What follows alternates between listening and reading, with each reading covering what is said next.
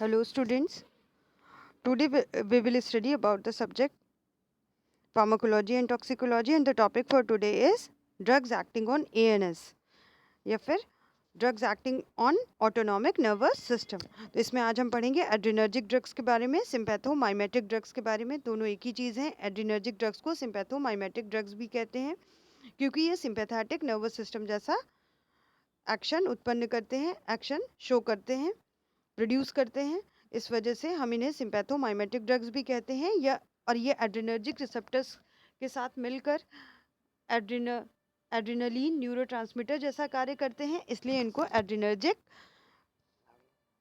Drugs भी कहते हैं। तो हम लोग स्टार्ट करेंगे विद द डेफिनीशन। तो फर्स्ट एड्रिनर्जिक ड्रग्स की definition: the drugs that facilitate और मिमिक सम और all of the actions of the sympathetic nervous system, यानी वह ड्रग्स जो सिंपैथेटिक नर्वस सिस्टम जैसा इफेक्ट या एक्शन प्रोड्यूस करते हैं, उन्हें हम सिंपैथोमाइमेटिक ड्रग्स कहते हैं या फिर एड्रिनर्जिक ड्रग्स कहते हैं।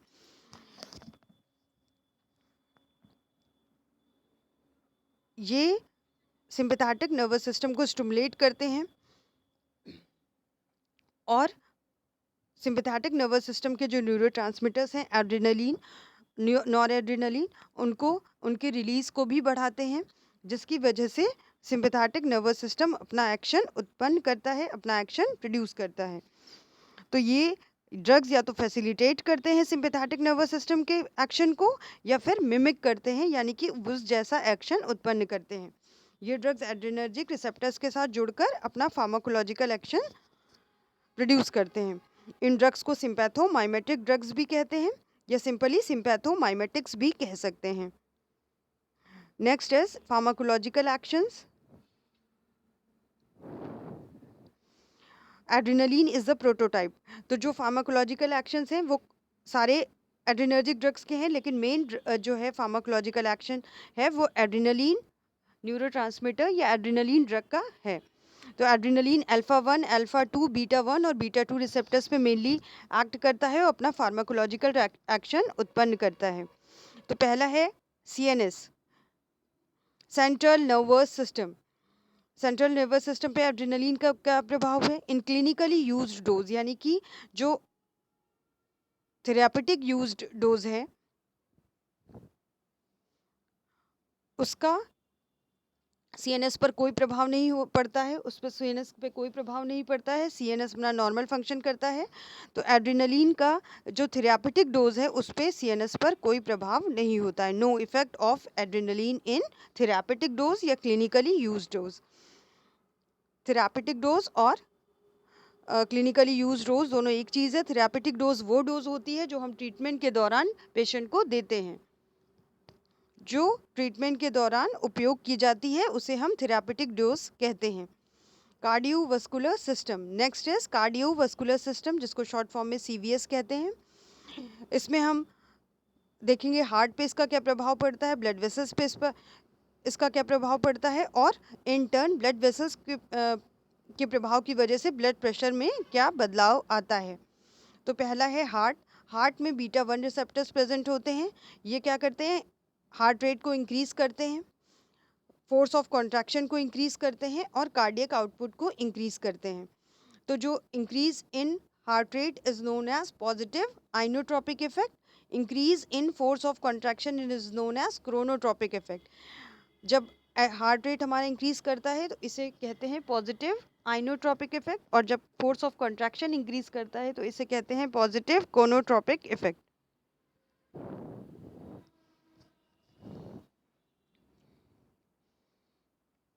और इसकी वजह से कार्डियक आउटपुट बढ़ जाता है। नेक्स्ट इज ब्लड वेसल्स पे क्या प्रभाव पड़ता है?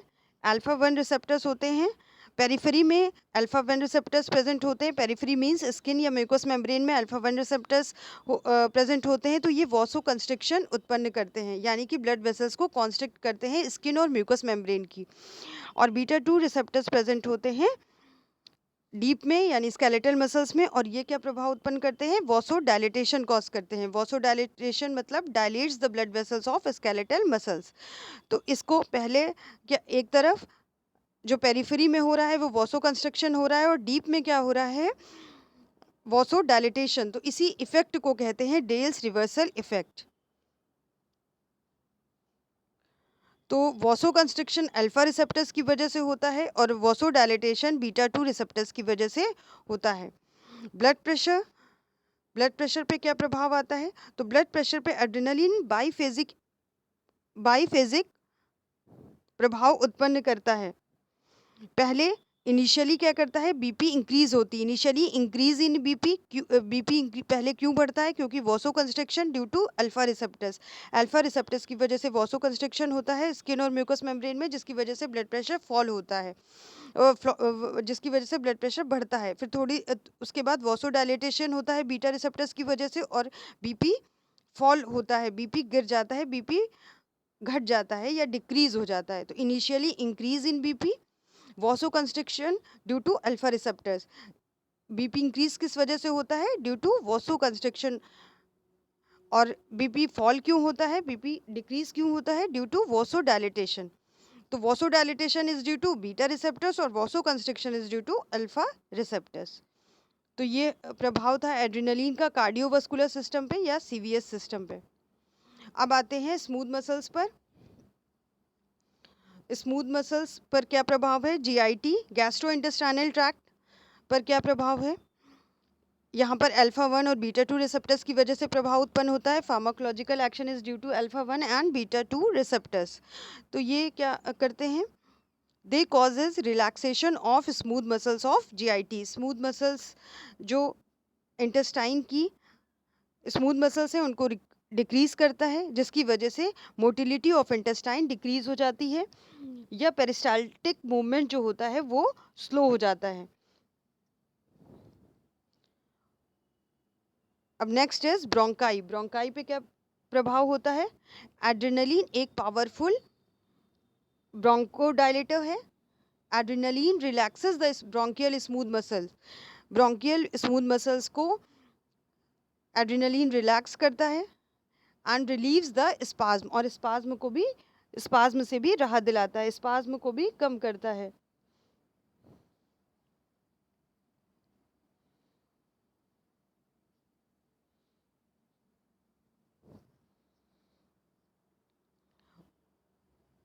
तो adrenaline is a powerful bronchodilator and it relaxes the bronchial smooth muscles, and it also causes decongestion of mucosa and submucosa,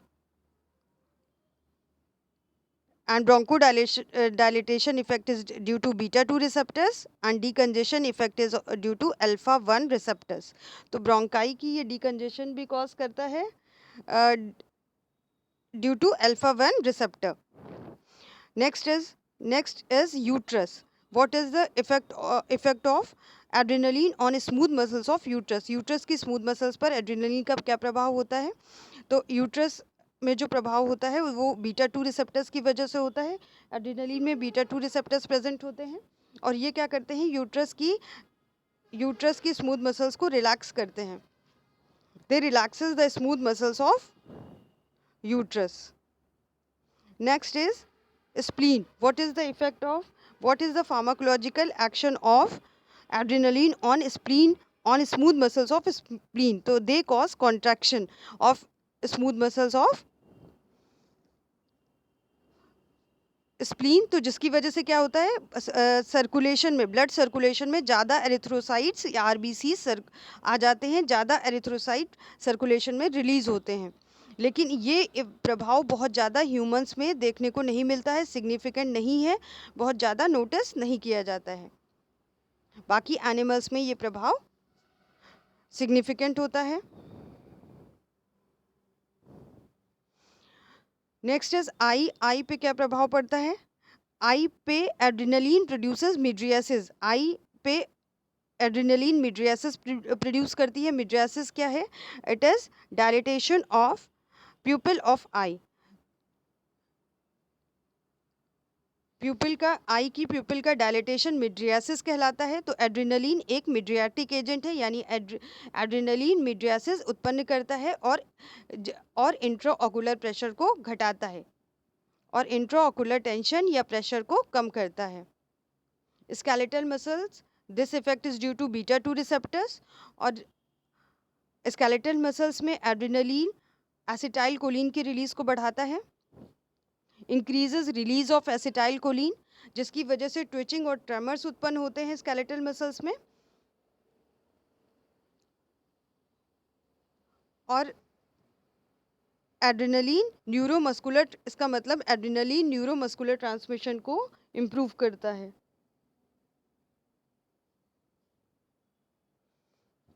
अब आते हैं मेटाबॉलिक इफेक्ट्स। मेटाबॉलिज्म पे क्या प्रभाव पड़ता है?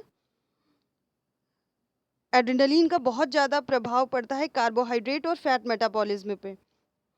फैट और कार्बोहाइड्रेट मेटाबॉलिज्म पे एड्रेनलिन अपना प्रभाव उत्पन्न करता है।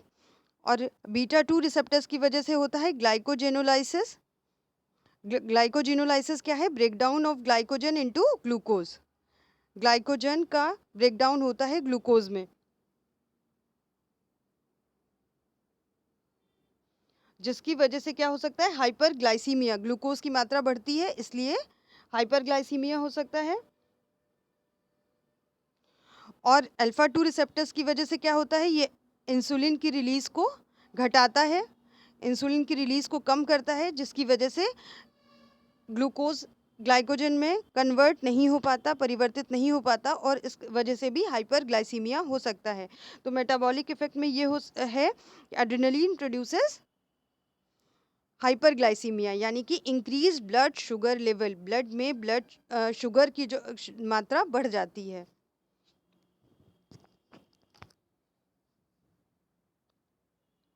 अब आते हैं एड्रेनर्जिक ड्रग्स, कैटेकोलामाइंस के बारे में पढ़ते हैं। कैटेकोलामाइंस नॉर एड्रेनलिन, जिसको शॉर्ट फॉर्म में NA कहते हैं, ये सिर्फ अल्फा रिसेप्टर्स पर काम करते हैं, अल्फा 1 और अल्फा 2 रिसेप्टर्स पर। ये लेकिन जो एड्रेनलिन दोनों रिसेप्टर्स पे काम करता है, alpha and beta receptors. Adrenaline works on both alpha and beta receptors, but noradrenaline works only on alpha receptors. Noradrenaline सिर्फ अल्फा रिसेप्टर्स पे अपना काम करता है। और ये किस लिए यूज़ किया जाता है? यूज्ड फॉर इलेवेटिंग BP, यानी ब्लड प्रेशर को बढ़ाने के लिए किया जाता है। इन केस ऑफ शॉक की कंडीशन में, इमरजेंसी की कंडीशन में ये यूज़ किया जाता है ब्लड प्रेशर को बढ़ाने के लिए। रियरली यूज्ड एट प्रेजेंट, यानी कि प्रेजेंट टाइम में इसका यूज़ बहुत कम हो गया है नॉरएड्रेनलिन का।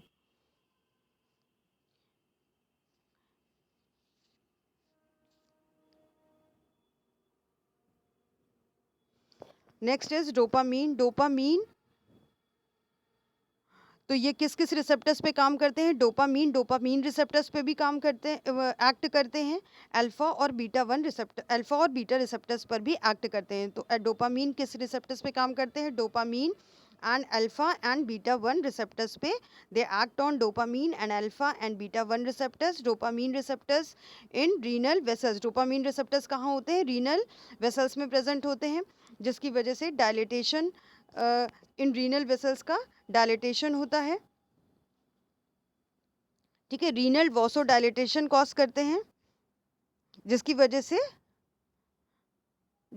से ये ब्लड प्रेशर जो है वो इंक्रीज होता है, जिस वजह से ब्लड प्रेशर इंक्रीज हो जाता है। इसीलिए इसको यूज़ करते हैं कार्डियोजेनिक शॉक में। इसीलिए डोपामीन का बहुत ज़्यादा यूज़ होता है कार्डियोजेनिक शॉक में, और ये कार्डियक एरिथमिया भी उत्पन्न नहीं करते। BP को तो इंक्रीज करते हैं लेकिन कार्डियक एरिथमिया उत्पन्न नहीं करते, इसलिए इनका यूज़ होता है कार्डियोजेनिक शॉक में। नेक्स्ट है फेनाइलेफ्रिन।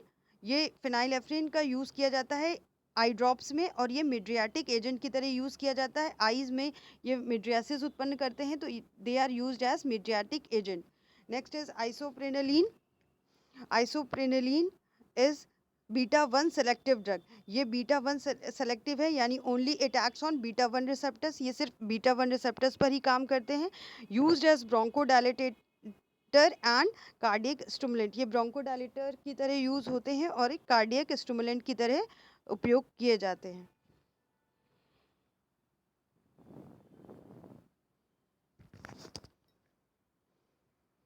Ephedrine, it is non catecholamine. Ephedrine is a non catecholamine drug. तो अब हम नॉन कैटेकोलामाइंस के बारे में पढ़ेंगे, जिसमें मेन ड्रग है एफेड्रीन। एफेड्रीन क्या है? It is an alkaloid obtain from plants of genus ephedra. Ephedrine एक एल्कोलॉइड है जो कि एफिड्रा प्लांट से प्राप्त किया जाता है। Acts directly on alpha and beta receptors and also bye releasing nor adrenaline. ये अल्फा और बीटा रिसेप्टर्स पर कार्य करती है और नॉर एड्रीनलिन को रिलीज करने में रिलीज को बढ़ाती है। नॉर एड्रीनलिन न्यूरोट्रांसमीटर की रिलीज को बढ़ाती है। This is known as facilitated diffusion. जिस प्रोसेस से ये बढ़ाती है उस प्रोसेस को कहते हैं facilitated diffusion. Next is tachyphylaxis. लेकिन एफेड्रिन का एक खास प्रभाव ये है कि ये टैकीफाइलैक्सिस उत्पन्न करती है। टैकीफाइलैक्सिस क्या है? Repeated administration leads to decrease in the response. जब बार बार वही ड्रग, अगर एफेड्रिन ड्रग बार बार ली जाएगी, उसका रिपीटेड एडमिनिस्ट्रेशन होगा, तो जो उसका रिस्पॉन्स है उसमें कमी आती है, रिस्पॉन्स धीरे धीरे डिक्रीज होने लगता है। This effect is known as tachyphylaxis. Next है सूडोएफेड्रिन। एफेड्रिन की तरह एक नॉन कैटेकोलामाइन ड्रग और है, that is known as pseudoephedrine. Pseudoephedrine acts both by direct action alpha 1 and by releasing anti neurotransmitters. तो ये अल्फा 1 रिसेप्टर्स को directly stimulate भी करती है या फिर न्यूरोट्रांसमीटर्स की रिलीज को बढ़ाती भी है। तो न्यूरोट्रांसमीटर्स कौन से? एड्रेनलिन और नॉन एड्रेनलिन के न्यूरोट्रांसमीटर्स की रिलीज को बढ़ाती भी है, जिसकी वजह से उनका एक्शन ज़्यादा समय के लिए होता है, उनके एक्शन को बढ़ाती है। Now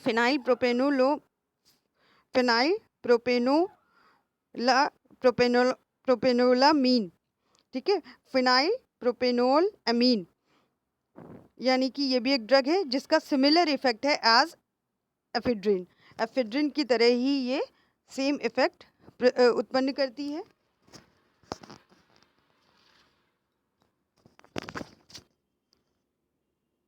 अब आते हैं कुछ ड्रग्स के बारे में पढ़ेंगे जो कि नॉन कैटेकोलामाइन ड्रग्स हैं। कुछ नॉन कैटेकोलामाइन ड्रग्स के बारे में पढ़ेंगे। नॉन कैटेकोलामाइन ड्रग्स वो हैं जो कैटेकॉल न्यूक्लियस जिसमें नहीं होता। कैटेकोलामाइंस में कैटेकॉल न्यूक्लियस प्रेजेंट होता है, यानी 3,4 हाइड्रोक्सी बेंजीन, इसको कहते हैं कैटेकॉल। तो 3,4 हाइड्रोक्सी बेंजीन फिनाइल ग्रुप को कहते हैं कैटेकॉल। तो इसमें कैटेकोलामाइन में यानी कि एक अमीन कैटेकॉल न्यूक्लियस प्लस अमीन, तो कैटेकोलामाइंस। तो इसमें जो मेन ड्रग है दैट इज एम्फेटामीन। अभी हमने एफेड्रीन, सूडोएफेड्रीन और फिनाइल प्रोपेनोलामीन के बारे में पढ़ा। अब नेक्स्ट नॉन कैटेकोलामाइन ड्रग है एम्फेटामीन। एम्फेटामीन भी मेन ड्रग है, वो बहुत ज़्यादा यूज़ होती है। मेथ एम्फेटामीन, डेक्स्ट्रो एम्फेटामीन और methylphenidate, all act by direct and by releasing neurotransmitters. ये न्यूरोट्रांसमीटर्स की रिलीज को बढ़ाते हैं। न्यूरोट्रांसमीटर्स कौन से? एड्रेनलिन एंड नॉर एड्रेनलिन की रिलीज को बढ़ाते हैं। प्रोमिनेंट सीएनएस इफेक्ट्स, और जिसकी वजह से प्रोमिनेंट सीएनएस इफेक्ट उत्पन्न करते हैं ये। अभी तक जो आपने पढ़े, जो एड्रेनलिन था वो सीएनएस इफेक्ट नहीं प्रोड्यूस कर रहे थे, लेकिन जो ये एम्फेटामीन है ये सीएनएस इफेक्ट भी प्रोड्यूस करती है, जिसमें अलर्टनेस बढ़ जाती है, increase in alertness, decrease in sleep, increase in concentration power, एकाग्रता की शक्ति बढ़ती है, एकाग्रता बढ़ती है, जनरलाइज स्टिमुलेशन, नर्वस सिस्टम को स्टिमुलेट करते हैं, सप्रेशन ऑफ एपिटाइट और भूख को घटाती है। तो ये इसमें एम्फेटामाइन में का एक खास है कि ये सीएनएस स्टिमुलेंट इफेक्ट भी प्रदान करती है। रेस्पिरेटरी स्टिमुलेशन इन हिप्नोटिक सिडेटिव पॉइजनिंग। जब हिप्नोसिडेटिव पॉइजनिंग होती है, यानी सिडेटिव या हिप्नोटिक ड्रग की वजह से जब पॉइजनिंग होती है, तो उस वक्त रेस्पिरेटरी डिप्रेशन हो जाता है, रेस्पिरेटरी सिस्टम स्लो हो जाता है। तो ये ड्रग रेस्पिरेटरी स्टिमुलेशन भी कॉज करती है। Amphetamine is ban drugs athletes. ये एक बैन ड्रग है, ये एथलीट्स के द्वारा मिसयूज की जाती थी। Now it is a ban drug. अब आते हैं therapeutic uses of adrenergic drugs. तो पहला है हाइपोटेंसिव स्टेज, यानी कि जब ब्लड प्रेशर कम होता है तब कौन सी ड्रग्स यूज करते हैं। तो एनाफाइलेक्सिस के केस में यानी सीवियर एलर्जिक रिएक्शन के केस में एड्रेनलिन यूज़ करते हैं। कार्डियोजेनिक शॉक में डोपामीन यूज़ करते हैं। विद लोकल एनेस्थेटिक्स के साथ में स्मॉल डोज में यूज़ किया जाता है वासो कंस्ट्रक्शन। स्मॉल डोज में एड्रेनलिन यूज़ की जाती है फॉर वासो कंस्ट्रक्शन इफेक्ट। इन लोकल ब्लीडिंग में यूज़ की जाती है एड्रेनलिन। एपिस्टैक्सिस में नॉक्स मतलब नाइट्रस ऑक्साइड गैस, तो एपिस्टैक्सिस नोज ब्लीडिंग, एपिस्टैक्सिस मतलब नोज ब्लीडिंग, जब नोज से ब्लड आता है उसको कहते हैं एपिस्टैक्सिस। गैस्ट्रिक ब्लीडिंग यानी कि स्टमक में ब्लीडिंग होता है ड्यू टू अल्सर की वजह से, अल्सर मतलब घाव स्टमक में। गैस्ट्रिक अल्सर इसी को कहते हैं गैस्ट्रिक, जिसकी वजह से ब्लीडिंग होती है। उस केस में नॉन एड्रेनलिन का यूज़ किया जाता है in cold saline solution. Non adrenaline का यूज़ किया जाता है as a drug in cold saline solution. Nasal decongestant के रूप में सूडोएफिड्रिन का यूज़ किया जाता है। ये जो नोज़ में जो कंजेशन हो जाती है, जो नाक बंद हो जाती है, जिसके लिए हम सूडोएफिड्रिन ड्रग का यूज़ करते हैं। Peripheral vascular disease, vascular disease के लिए आइसोसुप्राइन ड्रग यूज़ होती है, वो ड्रग जो हार्ट और ब्लड वेसल से रिलेटेड है। पेरिफेरल वस्कुलर डिसीजेस के लिए आइसोसुप्राइन ड्रग यूज़ होती है। हाइपरटेंशन के केस में clonidine alpha methyl dopa drug use होती है। Next is cardiac uses. Cardiac use में एवी ब्लॉक मतलब एट्रियोवस्कुलर ब्लॉक यानी कि हार्ट ब्लॉक जिसे कहते हैं, उसमें एड्रेनलिन यूज़ की जाती है। Adrenaline is used in AV block या हार्ट ब्लॉक में कार्डियक अरेस्ट के लिए यूज़ करते हैं। एड्रेनलिन यानी हार्ट अटैक के लिए यूज़ करते हैं। एड्रेनलिन के लिए सेंट्रल या हार्ट ब्लॉक के लिए यूज़ करते हैं एड्रेनलिन। सेंट्रल यूजेस यानी सेंट्रल नर्वस सिस्टम के लिए हिप्नोसिडेटिव पॉइजनिंग, एम्फेटामीन्स। नार्कोलेप्सी में एम्फेटामीन्स का यूज़ होता है। हाइपरकाइनेटिक चिल्ड्रन, एम्फेटामीन्स या हाइपरकाइनेटिक चिल्ड्रन वो चिल्ड्रन जो बहुत ज़्यादा एक्टिविटी शो करते हैं, बहुत ज़्यादा इमोशनली अनस्टेबल होते हैं, ऐसे बच्चों को हाइपरकाइनेटिक चिल्ड्रन कहते हैं। तो उन ट्रीटमेंट के लिए एम्फेटामीन्स का यूज़ होता है। ओबेसिटी, मोटापे के लिए फेनफ्लोरामीन, सब्यूट्रामीन। एंड डी एडिक्शन के लिए क्लोनिडीन का उपयोग किया जाता है। किस डी एडिक्शन के लिए? अल्कोहल और ओपियाइड्स के जो एडिक्शन हो जाता है उसकी ट्रीटमेंट के लिए क्लोनिडीन ड्रग का उपयोग किया जाता है। अब आते हैं नेक्स्ट इज रेस्पिरेटरी यूजेस क्या हैं एड्रेनर्जिक ड्रग्स के या एड्रेनलिन के? बीटा 2 एगोनिस्ट, जितने भी बीटा 2 एगोनिस्ट ड्रग्स हैं वो अस्थमा के ट्रीटमेंट के लिए उपयोग किए जाते हैं। एड्रेनलिन का उपयोग किया जाता है अस्थमा के लिए एज अ ब्रोंकोडायलेटर। तो adrenaline is a beta 2 agonist, तो ये अस्थमा के ट्रीटमेंट के लिए उपयोग किया जाता है ब्रोंकोडायलेटर की तरह। ऑप्थेल्मिक यूजेस क्या है? मिडियाट्रिक की तरह यूज़ करते हैं। जो मेन ड्रग मिडियाट्रिक की तरह यूज़ होती है दैट इज़ फिनाइलेफ्रीन। ग्लूकोमा जिसमें कि इंट्राओकुलर प्रेशर बढ़ जाता है आई में, उसके ट्रीटमेंट के लिए एड्रेनर्जिक ड्रग्स उपयोग की जाती हैं। एप्राक्लोनिडीन एंड ब्राइमोनिडीन। यूट्राइन यानी यूट्रस पे इफेक्ट के लिए आइसोसुप्राइन एंड रिटोड्रीन। अबॉर्शंस के लिए, क्योंकि ये यूट्राइन के जो स्मूथ मसल्स हैं उनको, यूट्रस की स्मूथ मसल्स को रिलैक्स करते हैं, तो इस वजह से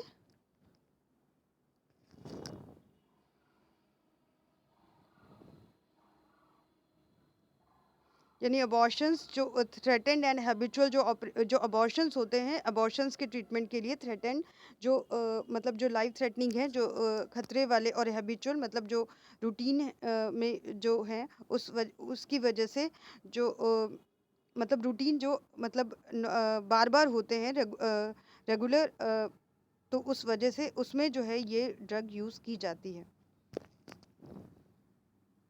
now thank you children. Students, I hope you must have understood the topic.